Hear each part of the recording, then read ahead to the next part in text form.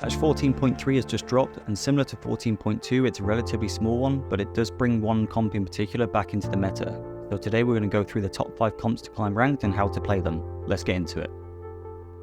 So first up we have the EDM Flex comp. This looks to use Jax or Lux as your main carry, and then add in any accompanying units with the traits associated with the carry that you go with.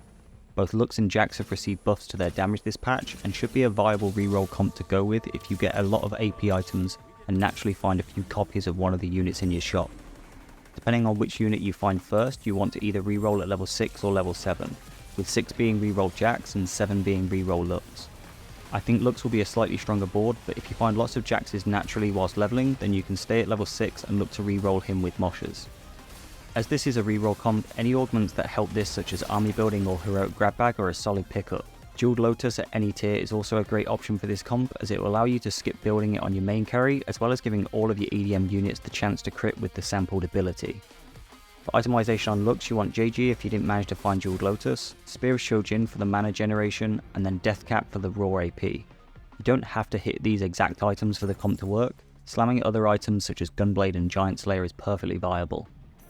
You then want to prioritize itemizing your main tank, which in this comp will be Zac, with any tank items that you can find.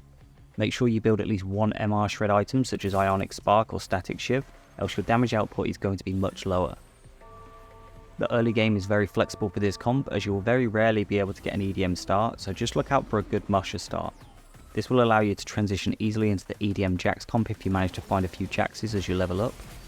Outside of the Moshers, you can look to play any AP item holder start such as Annie or Nami with something like Superfan, as it's a very stable comp early in the game. In the mid game around level 6, you should have a good idea on what your game plan is based on whether you've found any Jax or Lux units. I'd never look to force this comp, as it's only a strong comp if you naturally find some of the units as you level. Regardless of whether you're going with Jax or Lux as your main carry, I'd roll around 10 to 20 gold at level 6 to stabilise your board with Jax and Lux before going to 7 and re-rolling for Lux, or econing back to 50 and slow rolling for Jax at level 6. Once you have 3-starred your main carry, whether that be Jax or Lux, you want to level to 8 and look to 2-star your 4-cost units like Zac and Zed.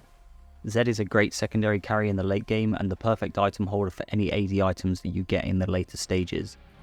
Make sure you spread out your EDM units so that the sampled ability gets full coverage across the board, and place Lux in the opposite side of the enemy carry so that she can snipe them. A pivot comp for this is simply going to level 8 without rolling for 3-star Lux or Jax, and instead going for Headliner Zed as your main carry, and putting in Crowd Divers for the extra damage. This was already a strong comp in the previous patch, but with everyone going Ezreal Zed, it was very difficult to play as it was so contested. Fortune doesn't favor fools. Next up we have Jazz MF. This featured in my comp guide for the previous patch, and it's staying put due to how stable and consistent it is at getting top 4s. It uses a cheap Superfan frontline to activate a bunch of different traits, then rerolls for 3-star Misfortune as your main carry.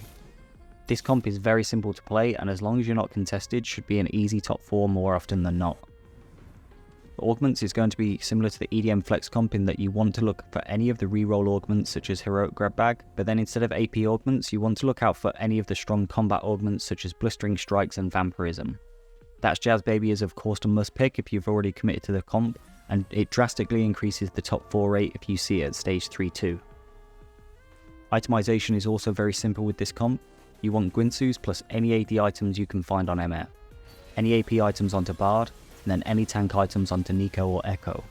If you can't manage to build Last Whisper on MF, then make sure you build Even Shroud on one of your tanks, as Armor Shred is a must to get through the front line. In the early game, look for any AD item holder start with any front line that you can 2-star. Orki or Jinx are great options, as they are the best item holders for MF items that you want to build. If you find a Superfan start, then that's a good board to go with, as this plays both Kennen and Lilia, which you can find very early on. Going into the mid game, you want to follow a standard leveling strategy until you hit level 7, this being level 6 at 3-2 and 7 around 4-1. From there you want to sell your headliner and roll for any of the MF headliner versions. After that it's just a case of slow rolling for MF3. My typical strategy for slow rolling for 3-cost units is to roll 10 gold for every copy of the unit you see. If you don't see one after rolling 10 gold, then simply stop rolling and econ back up before doing so again, unless you are very unhealthy and need to go all in to survive. Once you hit MF3, you can then look at going to level 8 or even 9 depending on how healthy you are, and slotting in Lucian for additional jazz bonuses, or more frontline to buy time for your MF to kill the enemy board. The other option for this comp is to skip slow rolling at level 7 for MF3 and instead go 8 to play Bigshot Ezreal. Depending on how committed you were to rolling, this should be a solid comp to pivot to, but it really depends on how early you decide to pivot. I'd suggest always scouting other players to find out how contested you are before overcommitting to any comp. A clever fox is never caught. Before we get into this next comp, if you find these guys helpful and want to see more, then please consider liking and subscribing. I put out a top 5 comps guide with every patch, plus a one-trick guide every other week, and if you let me know what comp you need help with in the comments below, I can look at creating a guide for that too. So with that out of the way, this next comp has been my favourite 4-cost comp to climb with for the past few patches, and this patch isn't going to change that either. Since the buffs to superfan units, it's made playing comps like this so much easier, as you only need to roll for 1 or 2 units at level 8 rather than doing a giant board transition and getting dizzy. There's 2 different variations, both with similar placement stats, which is this one that you can see here with 7 KDA, or a 5 KDA and 5 Spellweaver board where you drop Kai'Sa and Akali for Lulu and Sona. Augments, you want any of the premium AP related augments such as Jeweled Lotus or Magic Wand, or some of the trait specific augments such as Raise the Tempo. Outside of those, any econ or tank related augments for your frontline will work well. New Recruit is also a good pick here, as it allows you to go 7 KDA and 5 Spellweaver at level 9, which is a very strong board that will struggle to go below top 2. Itemization, you want either Blue Buff or Shojin on Ahri and then Nash's Tooth. As we're playing Superfan, Ahri will automatically get a death cap as long as you get her as your headliner. But you can go Akali or Nico KDA headliner and then find a 3rd AP item for Ahri instead, and it shouldn't affect your placements too much. You should then focus on itemizing your tanks with Magic Resist Shred and Anti-Heal. In the early game, look for a Superfan or Spellweaver start with a good AP item holder such as Annie. I prefer Annie headliner as this is a bit stronger than going for a Lilia or Kellen headliner, but as long as you have a decent mix of frontline and AP backline, it shouldn't matter too much. As this is a 4-cost carry comp, you want to follow the standard leveling pattern of hitting level 8 around 4.2 to 4.5, ensuring you make your interest threshold whenever you can.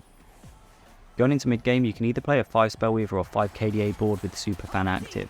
These boards will give you the easiest transition into your final board and will save you from any complex roll downs and getting dizzy at level 8. Remember, you'll be selling your current headliner at level 8, so don't get too attached to your current headliner and keep a 1-cost one until level 8.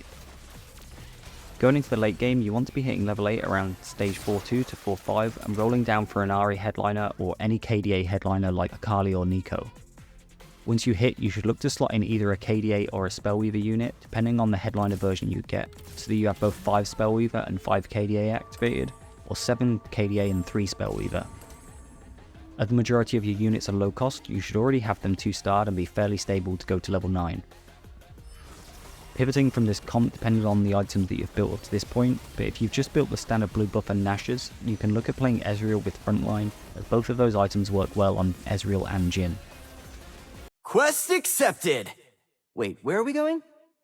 Next we have the Bigshot Ezreal comp, which has received a slight nerf, but it should still be the best 4-cost AD carry comp to play. It's a standard 4-cost comp that looks to go to level 8 as soon as possible and find Ezreal or possibly Zed as a headliner, and then slot in any accompanying traits plus Jazz to buff up your whole team. Heartsteel has been nerfed at stages 5 and 6, so you can look at dropping Yone and Set for stronger units such as Alawi or Kiana to cap out your board. Augments you want to look out for with this comp are any of the strong combat related ones such as Vampirism and Blistering Strikes, or any econ augments such as Escort Quest to allow you to hit level 8 as fast as possible. Frontline augments such as Crash Test Dummies are also great, as it will allow you to be greedier with your frontline itemization in favour of AD items. For itemization, Ezreal really needs a mana generation item such as Blue Buff, then any other strong AD items such as Red Buff and Infinity Edge. You then want to prioritise any frontline unit that you can 2-star first, ensuring that you have at least 1 Armor Shred and 1 anti-healing item equipped on your board. The early game options are quite flexible too. Corki or Jinx are great item holders for the early stages, and then you can put in any other frontline units such as Sentinels, Guardians or Bruisers. Heartsteel is by far the strongest start you can get, as it will allow you to get additional econ and items as you level, as well as making an easy transition into Ezreal at level 8. You want to prioritise econ and health, so just play your strongest board whilst trying to make your interest thresholds so that you can level to 8 as fast as possible. Going into the mid game, some strong board to play are either big shots or rapid fires with a strong front line. You should be aiming to hit level 7 around stage 3-5, and if you manage to get a heart steal in for the extra econ or loot, then this will really help at level 8 once you roll down for your main board.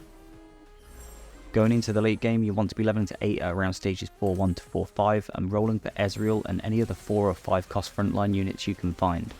You ideally want the Bigshot version of the Ezreal headliner, but don't pass on the Heartsteel one as it won't make a huge difference to your overall placement. Once you have your Ezreal and at least one frontline unit 2-starred and itemized, you can look to econ back up to go to level 9 and cap out your board. This comp has a very high ceiling as you can play a lot of 5 cost units, so leveling to 9 will be the key to getting higher placements. You can pivot from this comp if you see a Caitlyn headliner on your level 8 roll down and use Caitlyn as your main carry and Ez as your secondary carry. Kate did receive a slight buff this patch, but it will most likely have a lower top 4 rate than the Ezreal carry comp, but it's good to go for when contested and have a weaker econ than the contesting players. Violence solves everything. And finally, the comp I've been having the most success with the past few weeks. This is very underplayed for the top 4 rate it has, and it's relatively easy to hit with the amount of 2-cost reroll comps that are currently being played. I created a dedicated guide to this comp just last week, so if you're interested in playing this, then I'll leave a link in the description below for you to check it out. And that's it for this guide. I hope you found it helpful, and please subscribe for more TFT content.